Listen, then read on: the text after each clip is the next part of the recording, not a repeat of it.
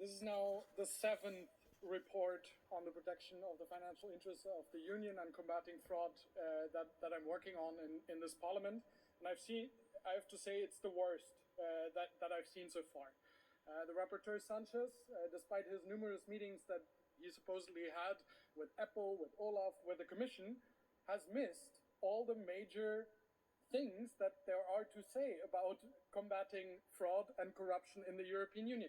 There is not a word in your report on the billions stolen by the Hungarian government under Viktor Orbán from EU taxpayers. There is not a word in your report about what is happening in Slovakia, the dismantling of the Special Prosecutor on Anti-Corruption, the National Crime Agency. There is also not a word on the giant scandal of the ID-Group.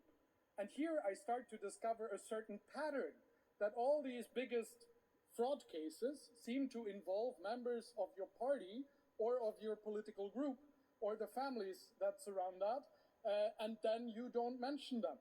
And really, let's look at this ID-Group scandal. You weren't here in the last mandate. Let me remind you that your political group used to be called the ID-Group.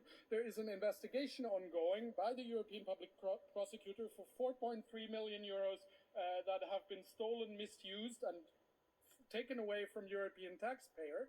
But even your new group now is under investigation. It's the only group that still hasn't delivered a certified audit report for the year 2024. Nothing of this is in this report, and that's why we're going to vote against it. Thank you. Thank you. Thank you for